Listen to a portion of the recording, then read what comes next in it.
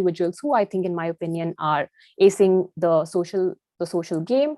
And then we will get a little bit more into details about how can you brand yourself as a scientist and what are some do's and don'ts that you should be doing. So when the COVID-19 crisis hit, a lot of us were stuck at home. We had reduced face-to-face interactions, and we started to see that there was an increased digitization of customer interactions by several years. So this is just a graph that I've taken from the McKinsey & Company report, and it basically focuses on how, as you can see in this graph, on a global level, we had seen a 58% jump of people going digital. When in Asia Pacific, it was 53%, in Europe, it was 55%, and in North America, it was 65%. So as you can see, although yes, this is very focused on consumer behavior, customer interactions probably in a profit organization, but this applies in other nonprofit organizations in scientific research as well, because as you can see, training courses, when the MBI training team was delivering face-to-face courses in the last couple of years, and then the COVID-19 pandemic hit, and then we realized, okay, so we can't do face-to-face, we have to completely pivot to virtual, and that took a different strategy of how people were delivering bioinformatics courses. And now in our next year, we decided, okay, so we're going to have a balance of virtual and face-to-face, because that's how consumer behavior has changed. A lot of people have gone online, and those organizations or those services that were not able to do this, you can see that unfortunately they have dropped off, because a lot of people are digitally online right now. And if you cannot reach that audience, then it's going to be a little bit more difficult than before. And then we also saw that when lockdowns happened, there was this increased messaging of using masks. And then many months later, we have now vaccines. So people are being encouraged to get the vaccine. But we already have this issue within the scientific community where we have a rise of misinformation and anti-vaccination messages already going on. And this was just heightened with the pandemic, where people were refusing to wear masks, and now people are refusing to take the vaccine. And this misinformation, because everyone's online, these messages are being spread across social media, and people are using these platforms to raise their voices. And although they probably might be a small section of the society, their voices are growing much louder than they should be. This was a survey done by the Royal Society for Public Health, where it was shown that 50% of British parents of children younger than 5 years regularly encountered negative messages about vaccination on social media. And this is just a trend that we've been seeing growing in the last couple of months. And also, I mean, we have this issue prevalent within our community already. So what were the initiatives taken to combat misinformation?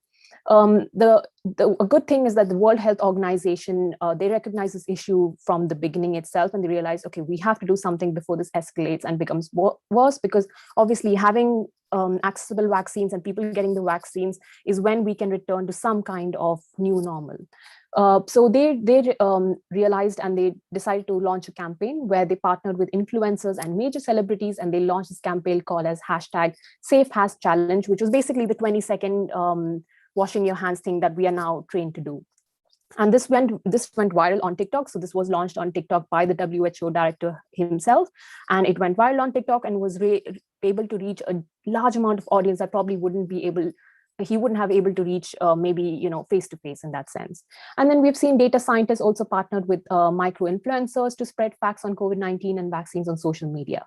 We also saw a couple of social media platforms like Twitter, taking in charge mostly of, we've had misinformation, so they would start labeling those things as, this is probably not correct, this is not a fact, this has not been proven, which is good, because then people have an idea of, okay, this is not the right information, maybe I should maybe read the article and see if this article is correct, or if someone is trying to spread misinformation. So there was a lot of initiatives taken by different organizations that were trying to dispel these rumors.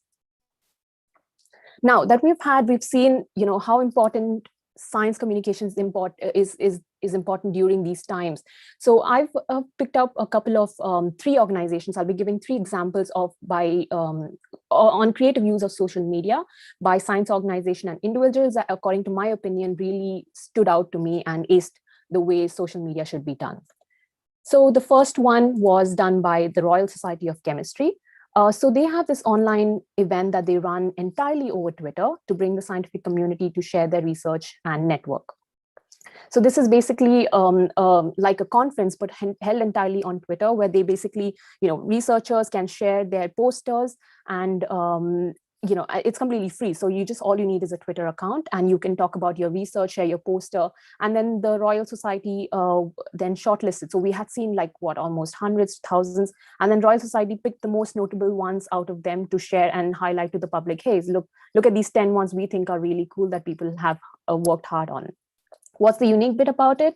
Well, it removes the environmental and financial costs. So you were able to reach, sitting down in Asia, you were able to reach maybe countries in North America, in South America, that you probably wouldn't be able to reach maybe in a face-to-face conference because of how expensive generally those conferences tend to be. So this is entirely free. It doesn't take a lot of work. You could probably put your poster up, in the morning, and then when you have time in the evening, you can come and check and see what people have posted. So it was a great way to network and talk about your research. So these are some examples of tweets that I found that was interesting to me. So these are just 3 posters that I found, and I think they're really colorful, they're really interesting, and these were also selected by the Royal Society of Chemistry to highlight. And then we move on to the second example, which is basically Johns Hopkins University. So Johns Hopkins University was very vocal when they had the anti-mask and the anti-vaccination messages coming around their campus. So they launched two notable campaigns amongst many. So in the one that you can see on your right-hand side is the one is basically a short video that they created. So this was a parody of a very popular R&B track that came out last year. What they did was they picked up on that trend because it was obviously relating to a large number of younger audiences, and they picked up on that. They used their mascot, and they made a parody about wearing mask and why you should be getting the vaccine and wearing the mask and how we think it's a good idea. And then, of course, we have on the left-hand side, you have the story of a vaccine, which is basically how do you break down, people were already struggling to understand how is this vaccine, promoted so quickly? Is it safe? Is it correct? Because, it's been just maybe less than a year since the vaccine has come out. There's a lot of hesitancy there. So Johns Hopkins just launched this very easy to understand campaign where they released an animation of how a vaccine is produced. And because it was so easy and easy to look at and easy to understand, it got viral again very quickly because the way it was made was very simple and digestible to the audiences. And then last but not the least, we have Raven, the science maven. So Raven is a science communicator. She's an internationally acclaimed science educator and molecular biologist who works to progress inclusive science culture. She has a unique style of combining science and music. So she's when she first started her PhD, she launched this YouTube video where she rapped about some bits about her research, and that went viral very quickly because people loved the way she broke down the science concepts, but included in a very, again, fun way because it had music, it had rap, again, something that's relating to different people already across the board. So it was a very different way of communicating science, which is why she's so popular right now. And of course, she's because she puts her main goal as progressing inclusive science culture, which is something that we struggle with in STEM already. So she's already an inspiration to many young Black people and people of color within the industry to promote an inclusive science culture. So as you can see, she already has a YouTube channel, and she releases a lot of videos, so things about herself and what is it to be a scientist, and Q&A sessions that you can know a lot more about her. And she makes a couple of different videos, again, with the same style of combining music and science together, which is, again, more relatable to people. So now the three campaigns that I talked about, all of them are great, but why does these 3 campaigns stand out amongst all of the online content that you see? So 3 common threads that run across these 3 campaigns, which you can see in science communication, is the first one being addressing a knowledge gap. All of them have understood that there is a specific gap within the knowledge, within the community that they need to address. So for example, we can see with the Johns Hopkins, we see, okay, people don't understand how fast the vaccines were produced. So let's make a video that addresses this issue. Same with Raven, where she's trying to fill that gap of, bringing more inclusive people within the space. And same with the Twitter conference. Okay, we recognize that people cannot travel from different areas. So let's make a conference that people can access and also share the research online easily. The second one, identifying the right audience.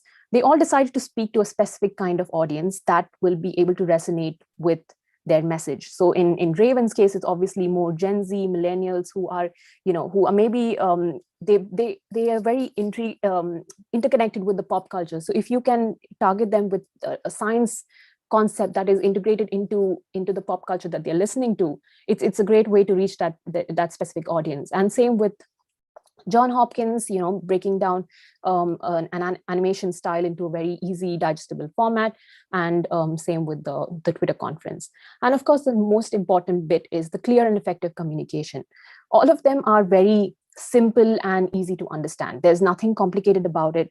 And also someone would like to sit through, if I have a music video that's talking to me about molecular modeling in 3 minutes and it's done in a very fun way, one is more likely to sit through that versus maybe say, a 2-hour webinar about why I think molecular modeling should be done this way or that way. It's just a little bit more easier for people to sit through and to listen and to understand the concepts and, to pick up concepts easily. So that was a clear and effective communication message that came through all the 3 campaigns, which is why they all definitely stood out. So now, the campaigns that I've mentioned are all big budget, big universities, big organizations, people who have a lot of resources to do that. What if you're in an organization and you don't have that huge budget? What if you're just a 1-person team and you still want to communicate your message within the organization? So how do you do that? Which is why I'm going to be talking about how BioXcel, the project that I'm working on as a social media manager, used Twitter to build a community in biomolecular research. The reason why we were on Twitter in the first place is because, in the previous years, people were using email as a first form of communication. If you had an issue with your course, people would interact directly, email you, hey, I don't think so, this course is working. Or if there's something wrong with your tool, they'll be like, oh, this tool doesn't work really well with me. But now Twitter is social media platforms, not necessarily Twitter only. Social media platforms are becoming that first line of science of real-time interaction. So if there's an issue, people come to Twitter, people come to Facebook, LinkedIn, they tag the company and say, hey, I don't think so, this course is very well. Oh, how do I enter this webinar? I don't think so, I have the right link. That's their first line of communication. Second, you get instant feedback if a course or a webinar is doing really well and it's already been seen within BioXcel. So we had one webinar on QMM, which did really, really well, which is basically quantum mechanics. And people loved it. People were like, oh, we want to get more of this. And that was a feedback I took back to the team. There were some webinars that didn't perform very well on certain tools. So that's another thing. So for example, competency based training. Okay, we are not seeing a large uptake as we are seeing the other tools. So how do we listen to the audience, and how do we make that in a different format? So that's something I take back to the team, and then we rework how do we improve this and make this better, and make this more accessible to people. And then of course you have listening and engaging.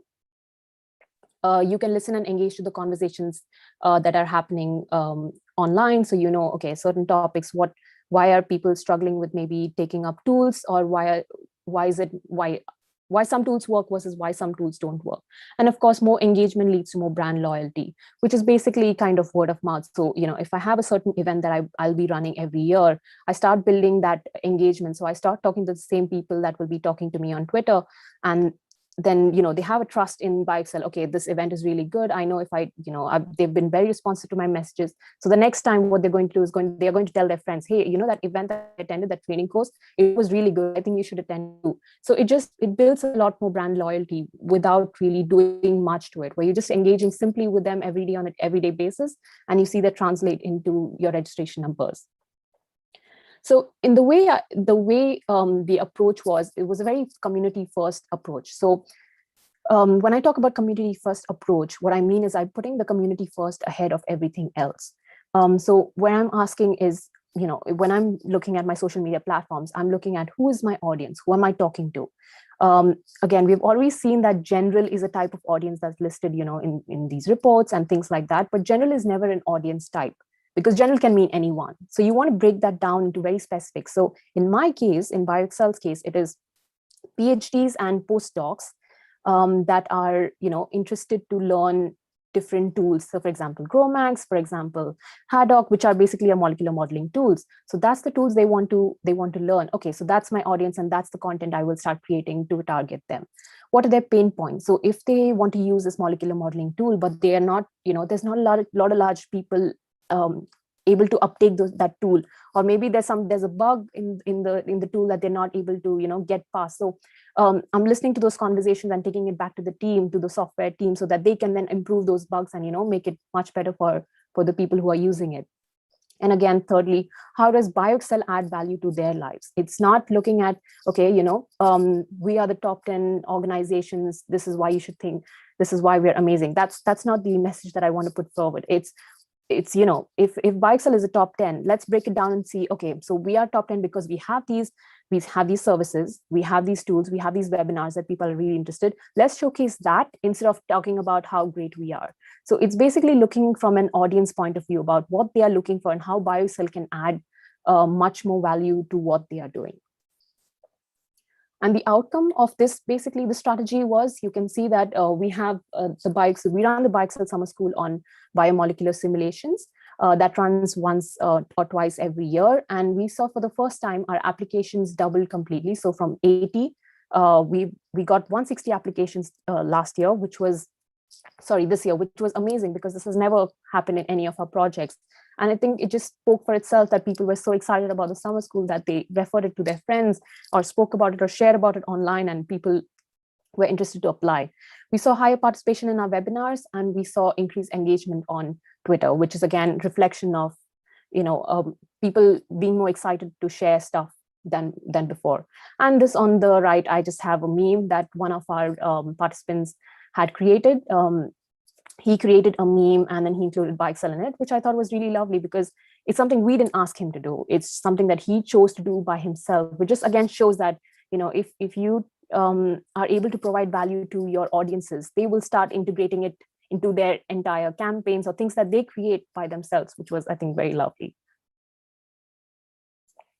So now we go into the third section, and I think the most important bit is about why should you be on social media? We've talked about, initiatives combating misinformation, and then people would think, scientists do think, so is that the reason why I should be on social media? Is it to combat misinformation? Because everyone's busy, everyone has lives to lead, and there's a lot of things to do. But that's not the reason why anyone should be on social media. There are different reasons, and the reasons that I'm going to describe will evidently, indirectly or directly affect that final result. So the first one being build awareness of your work and research. In the scientific community, publishing papers obviously is the norm, and there's nothing wrong with that. That's good. But the problem with publishing papers is sometimes the papers or the research that you publish is often read by the people who either have access to journals, because mostly they're under a paywall, or they're in the same circle. So what you're doing is your research just gets circulated in a bubble and never exits that bubble unless it's maybe a free journal or it's a free article. And that's sometimes limiting because you want your research to be read by a wider audience than what it should be. So this is a great way. If you share that information on Twitter, you probably don't have to share the paper. You can just talk about, hey, this is what I did. These are my aims. These are some things I used. And I think these are the results and I got from this research. And I think it's really useful.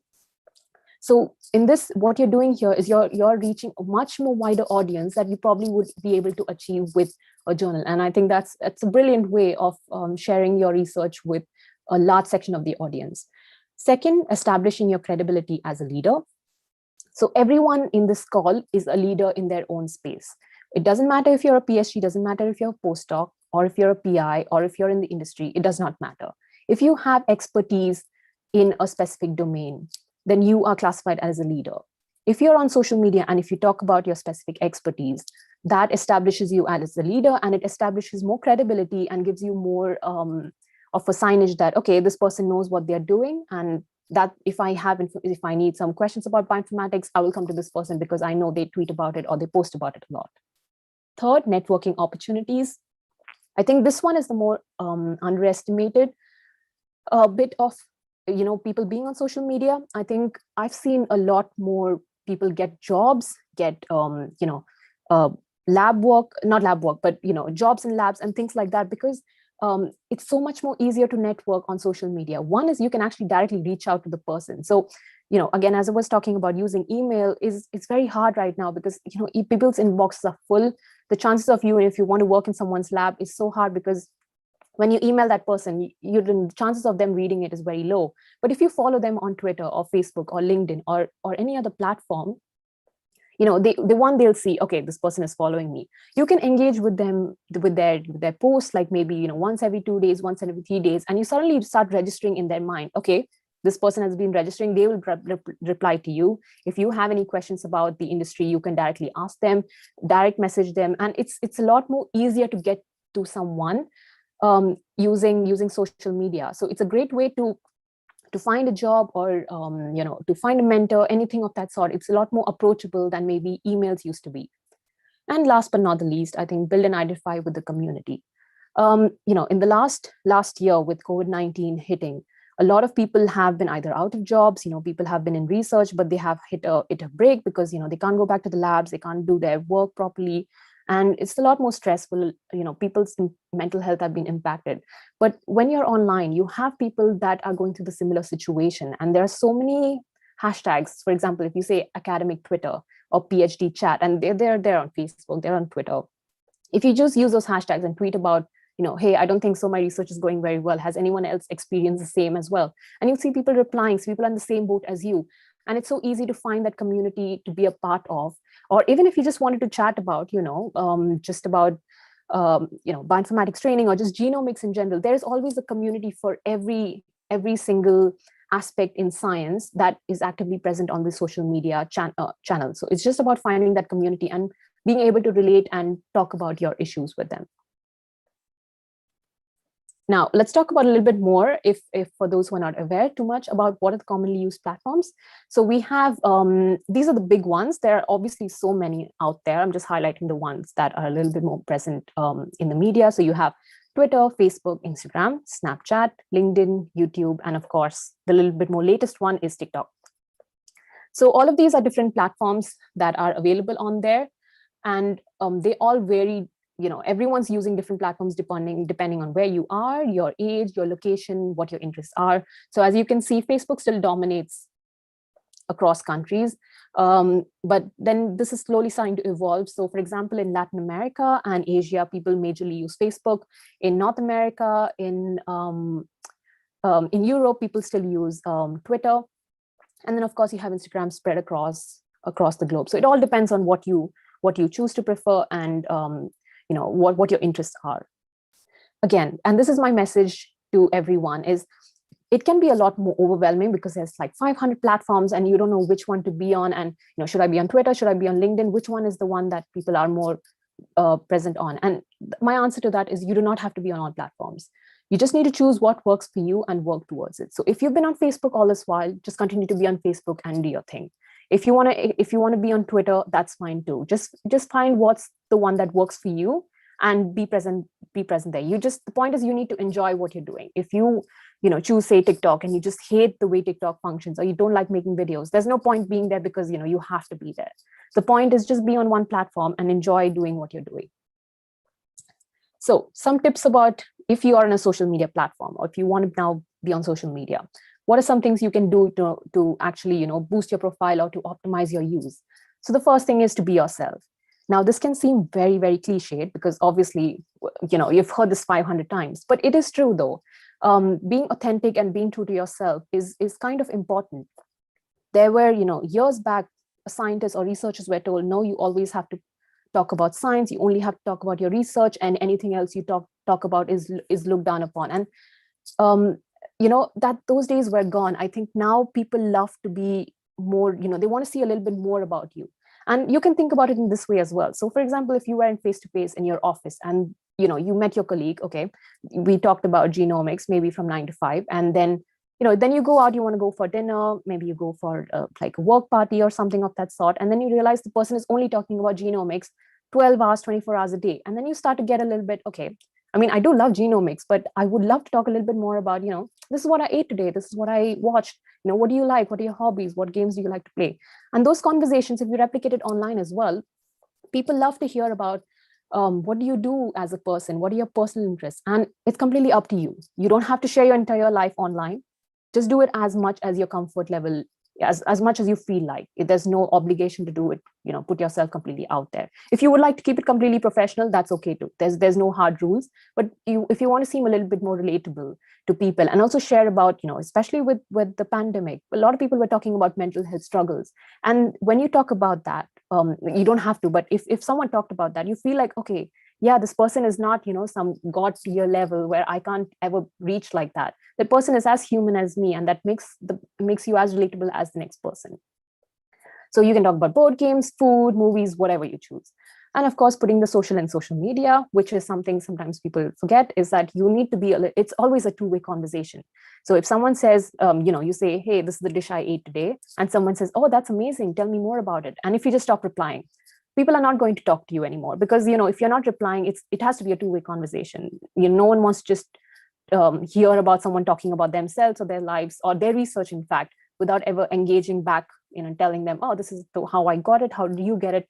Just like a normal first face-to-face conversation, it would have to be replicated online as well.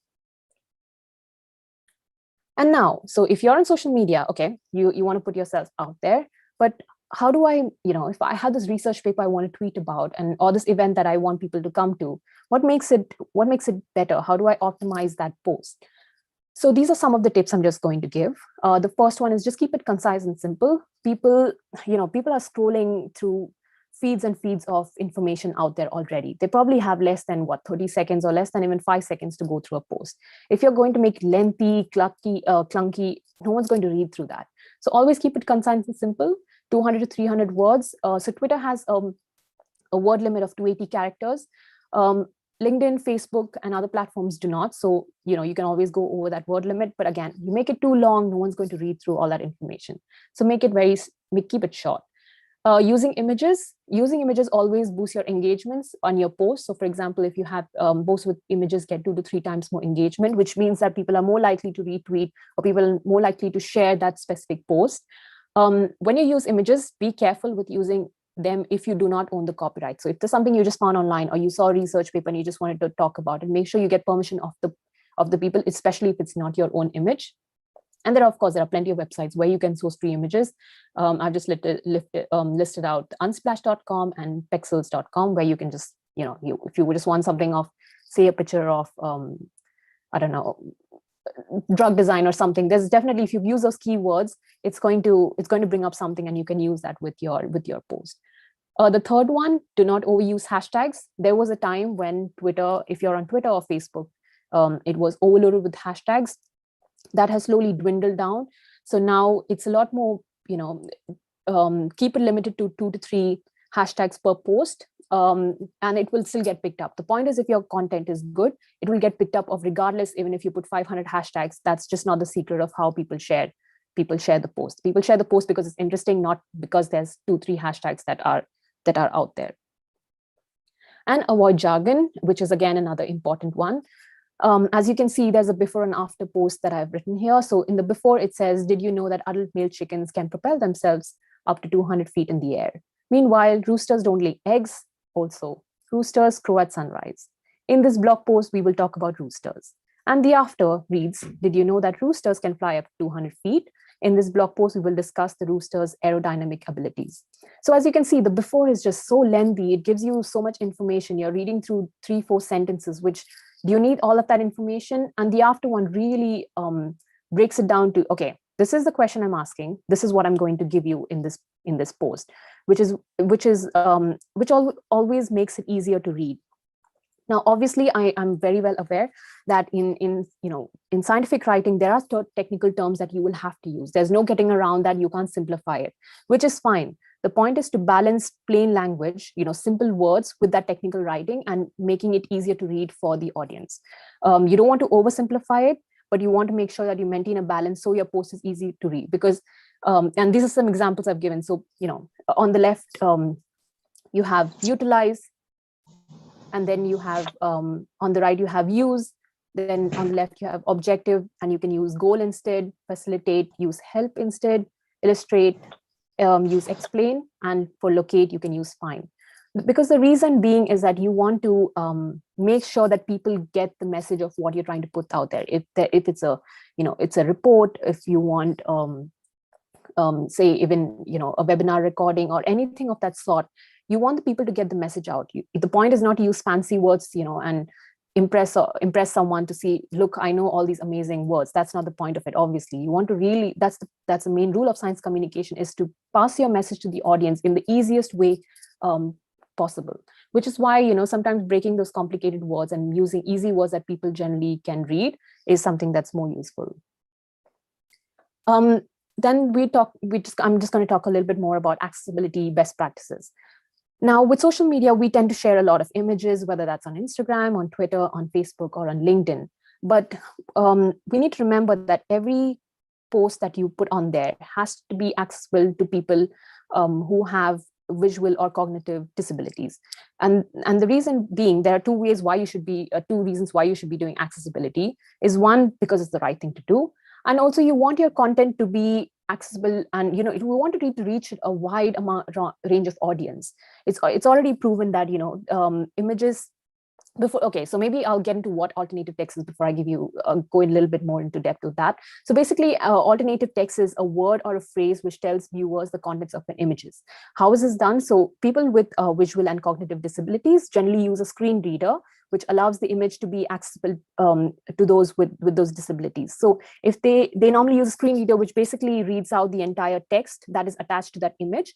So they have an idea of, okay, this is what the image is, and they get the whole context of the post.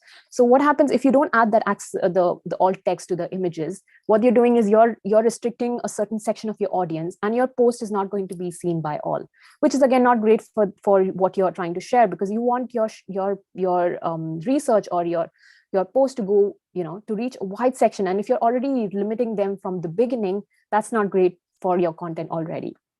So that's a good habit, and it's very easy to add. So you put it on Twitter, there's an alt text box, and same with Facebook and LinkedIn, there's an alt text box on the side that you can see. When you add the image itself, it will tell you to add alt text, and that's great because you just have to add a couple of words. You don't have to write a huge 5 paragraphs about what the picture is.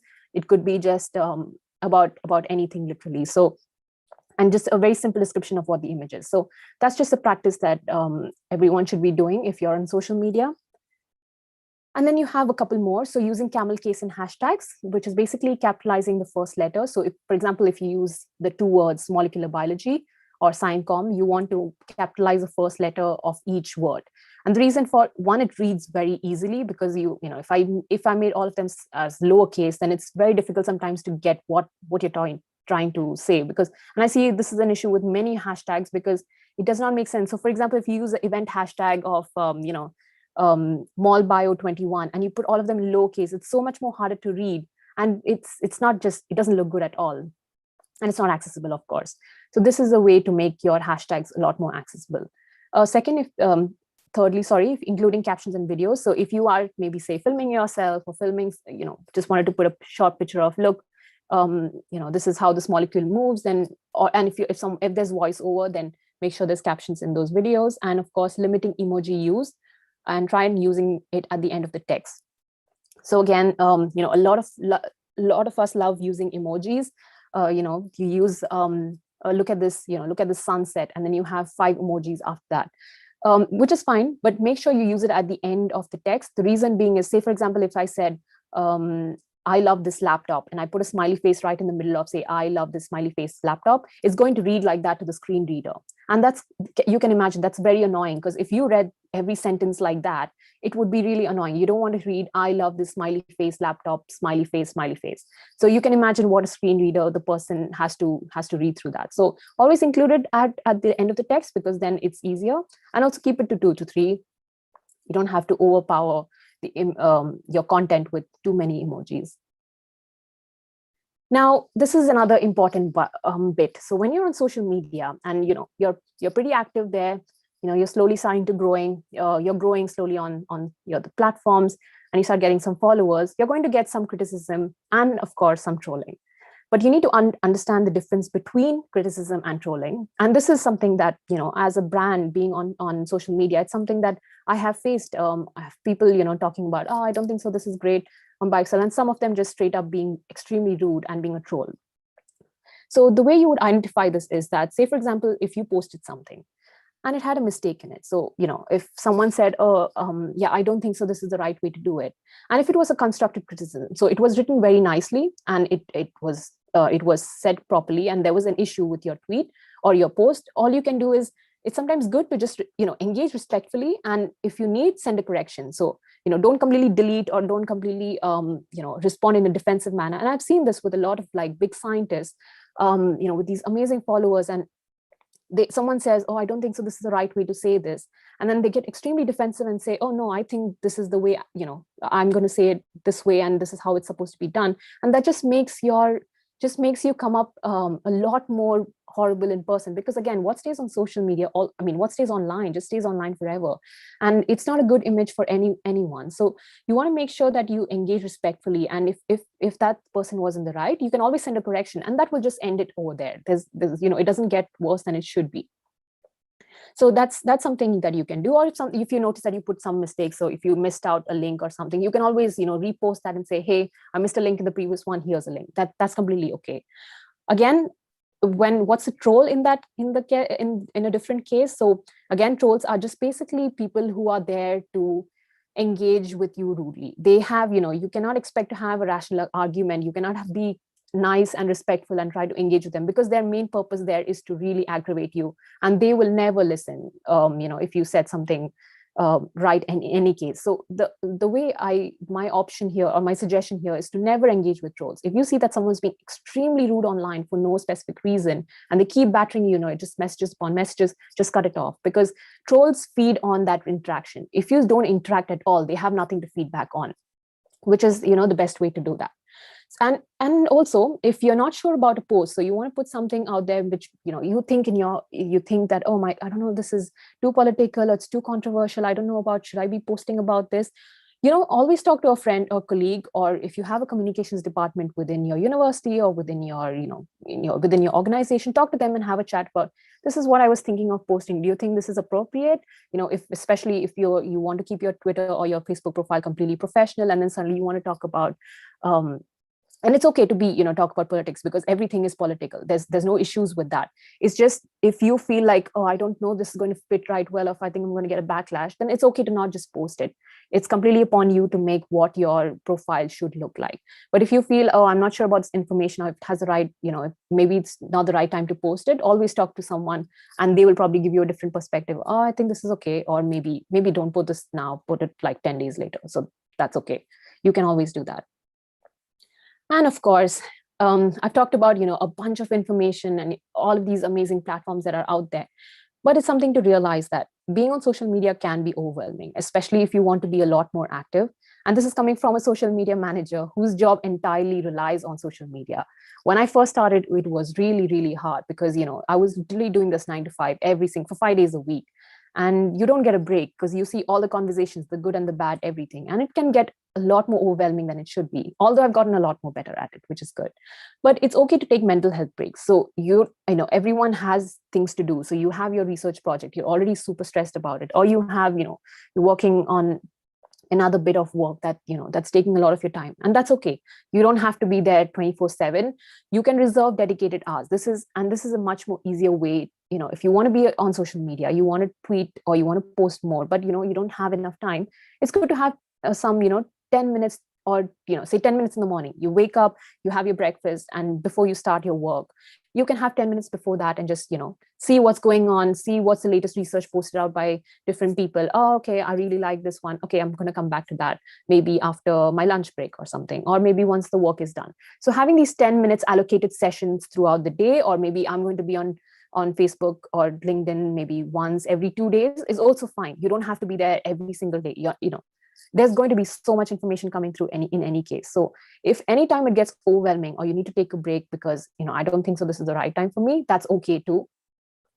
So making sure that you can because this is something you want to be active for a while. So that's something to just be mindful of. And of course, just going back to the summary, of what I've just now talked about. So as I said, choose a platform that works for you. Everyone's going to work differently on different platforms. That's okay. Keep it short, simple, and make sure everything is accessible. Their images, their posts, or anything else, or GIFs. Be consistent. Try, if you want to really be active and you really want to grow your following and you want to start networking and things like that, make sure you're doing it once every 2 days, once every 3 days, and slowly increase that frequency as you feel a lot more comfortable.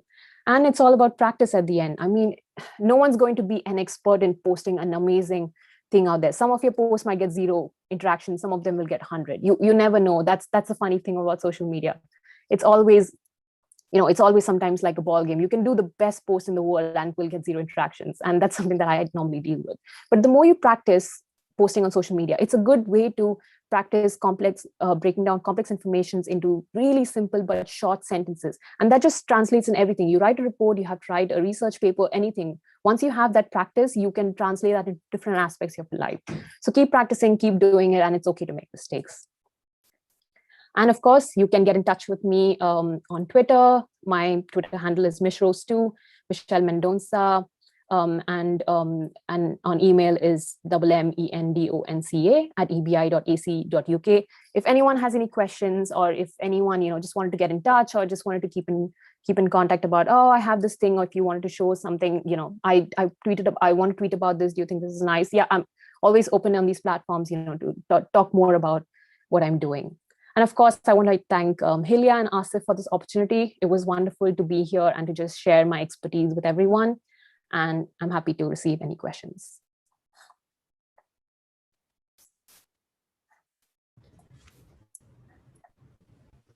Thank you so much, Michelle. It was very interesting talk. So is there any question from the audience? If you have any question for Michelle, you can post in the Zoom chat box, and then we'll deliver to Michelle. So Michelle, it's very interesting that you also mentioned TikTok for the social communication, because currently I haven't seen TikTok for social communication. Perhaps you have seen this in other countries, for example. Yeah, so TikTok has now become a platform that, I talked about the Royal Society of Chemistry.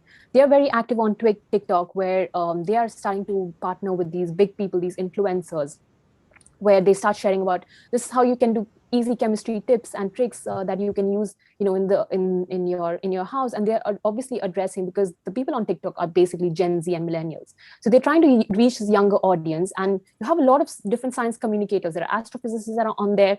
And I've seen a lot more science communicators actively present there, because it's literally making, showing them a big concept in a very 30-second video. And that's easy. It's more fun to look at. But it is definitely arising. I think we will see this maybe in the next 3 or 5 years. I think we will see this grow a lot more, because obviously the uptake is still a bit slow, because it just started increasing during the pandemic. And I think that will just carry on in the next couple of years. Okay, that's very interesting. Perhaps it can be tried as well by others. So there's a question from Laura Ontari. Is building oneself brand as an expert in science the same as how business or other experts in other fields is done, or are there other best practices? If I understand correctly, I'm not sure I understand the question correctly. So do you mean that if you wanted to build yourself as a personal brand? So for example, Laura as Laura the person, or are you, and if that would compare the same as other businesses? Okay. No, actually the methods are the same. So it's not hugely different. The only difference is between a brand versus personal is that the budget is different. So for example, if I'm in building my own Twitter account, then I don't have the tools that probably a business would be able to send to me. So it's basically using the same format, but there will be a little bit more changes. So for example, if I was tweeting about something, one, I'll have a lot more freedom to what I choose to tweet about, because again, I don't have any obligation to anyone that, if I want to tweet about food, I can tweet about food. But as a brand, I would not be able to tweet about food. I have to talk about the brand. So those are some key differences, but the format is the same, because you would be looking at who is my audience, even if I'm, who is the audience for it. And then you're looking at, okay, I have this audience, what is the feedback? If someone doesn't like what I post, that will not affect me as personally, because I'm doing it for myself. I'm not really doing it for a specific audience. But as a brand, you have to be careful about what you post. So if you post about a certain webinar and they say, no, I really don't like this webinar, let's do something else, then you have to really listen to your audience, because that's the people that you're catering for. So I think those are the key differences, but the format is the same, where you would use, easy to write content out there, and it's just very simple using images. It's the same practice that you would use. So another question is from Sun Kongyong. What works better in terms of getting the content viral? Is it infographic or video clips? Yeah, okay. So this is something that people have been talking as, within the social media and marketing world, is the concept of viral. It should be removed from our dictionaries. And the same with getting these large number of following, because when you are on these social brands, you should not be thinking about, looking at the number of followers, looking at what constitutes as viral it's called like a vanity metric, which basically means you're looking at the numbers just because it looks good. But is it actually reaching the audience? Is it showing an impact? Because, I could have a viral content. If I say made a video and it went viral, it got thousands and thousands of views, that's great. But my point of view is, not my point of view, but necessarily, say, for example, the point of having BioExcel is we want to increase the registration to our events. But if that does not translate to what your business or what your brand is looking for, your organization, then there's no point of having viral content. So and again, going viral completely depends on if your content is good. You could use infographic, you could use video clips, and they both will work. It doesn't matter. I think completely depends on your brand. And that's something subjective. You have to understand, you have to see what your audience likes. So what you can do is you can put the same, so say if your post is, I'm just giving an example. This is an amazing sunset, and you post it with an infographic. And then you put another post, maybe another day, and say, this is a sunset, and put it with a video clip. And you see which one works best. And then you can tell, okay, so a video clip works better for my brand, because everything differs. As the audience differs from brand to brand, it's going to differ for you. So if you will realize that, okay, the video clip, my audience really likes that, so I'm going to keep posting video clips. So that's something you want to think about. Don't look at, those are really, it's easy to think 10K followers and, think about, oh, look at these 10,000 retweets. That's amazing. But that's just a metric that doesn't do well. If it doesn't translate into what your organization is looking for, it's kind of not a great point. So just think about getting more engagement, and that's the criteria you want to look at. All right, thank you. And then another one is from Anshika. She has started a website about newbies in bioinformatics and also created social media pages for the same, but haven't posted anything on social media and confused about what content should be posted on each platform. Is it about the blog version or the website already, or create some content which would increase the reach? Okay.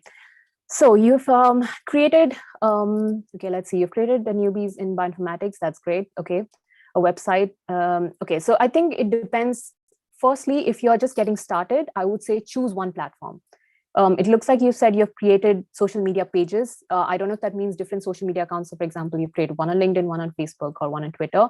If you're just getting started, always, and that applies to anyone with an organization who's getting started, choose one platform and work towards that. And that's what I did. So when I was handed over the BioExcel account, it had only 600 followers. We did have a LinkedIn account that was started, but I wasn't using that. My focus was to grow my Twitter for the next 1 year, and it's now at 2,600 followers.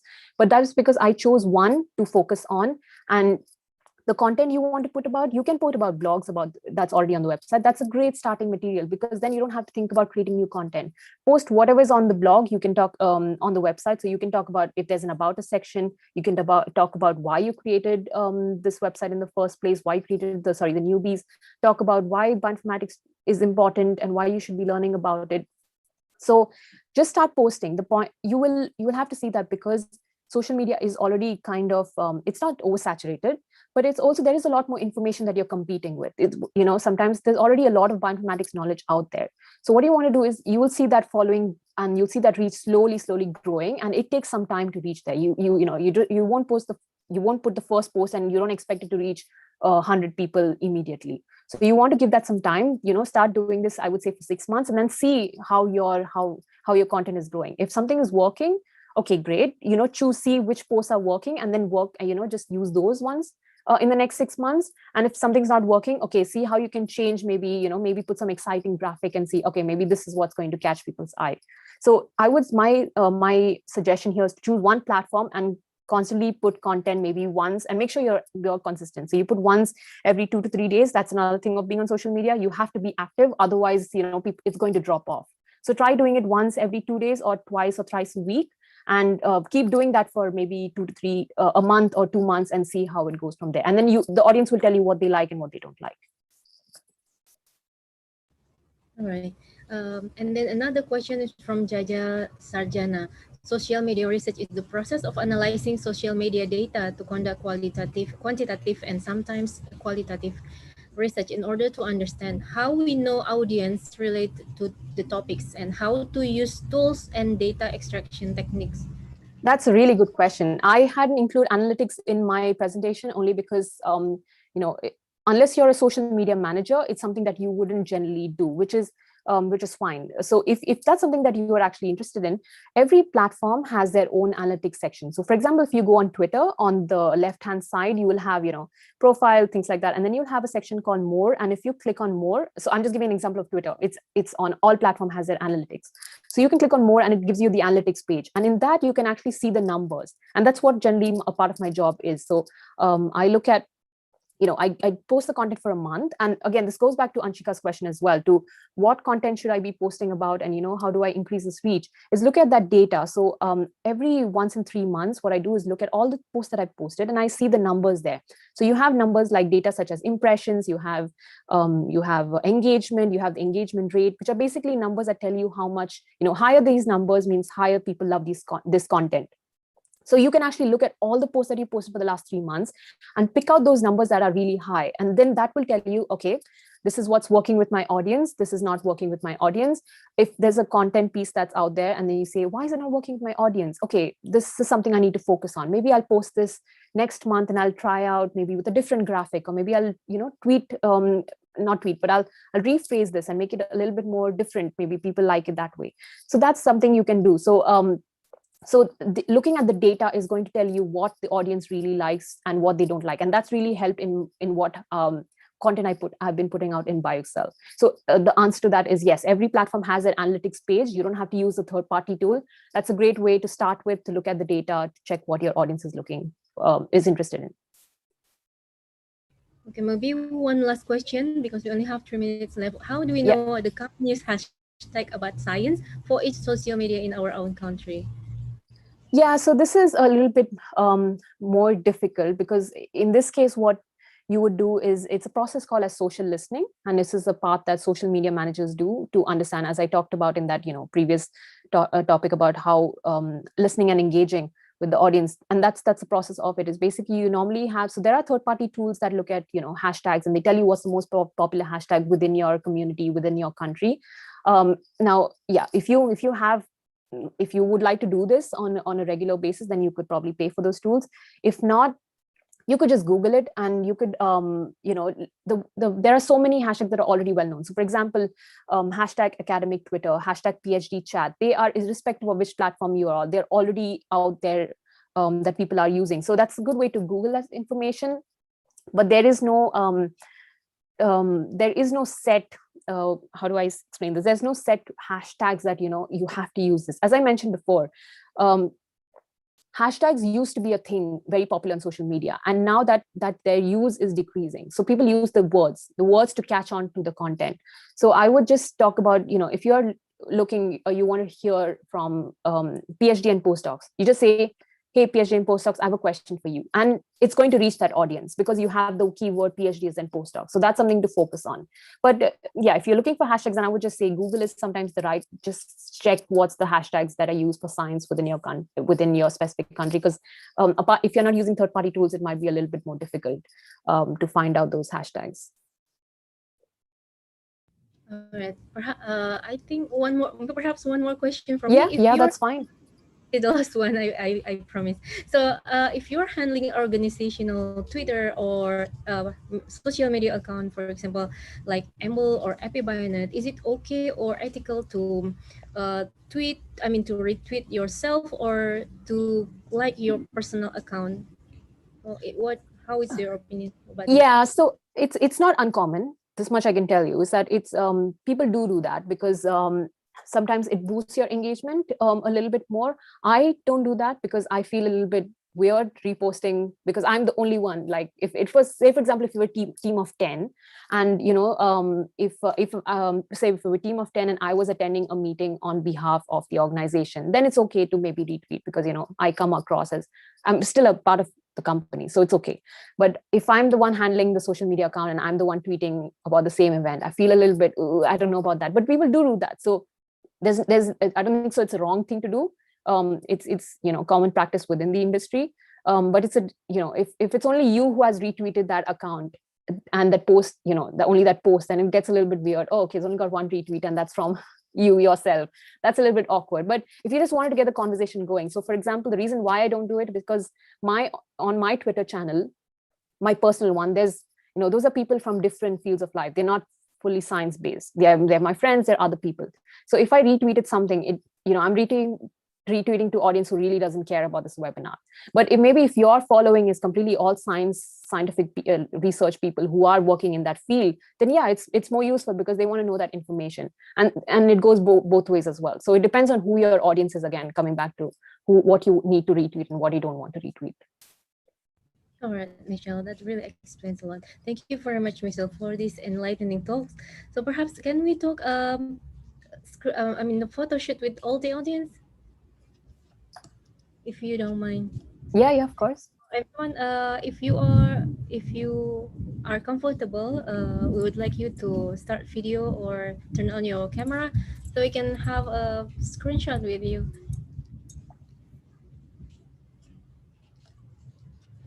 All right, I'm gonna wait for maybe 10 seconds for everyone to turn on their camera. All right, thank you so much. Now I'm gonna start the first page. 1, 2, 3. Okay, I really enjoy taking photo here. It's easy. And then the last one, 1, 2, 3. Okay, great. Thank you so much for your cooperation. You can turn off your camera again if you want. Okay, Michelle, I think that's a wrap. Thank you very much for coming. It's very enlightening. And everyone, if you want to connect with Michelle, follow her on Twitter. I think you have shared your Twitter before. We can also send through emails to all the attendees later. And the record will be available on the YouTube later. Thank you, everyone. See you again on the next APBioNETTalks. Bye-bye. Bye. Thank you, everyone. Bye. It was nice having you around. Thank you. Bye.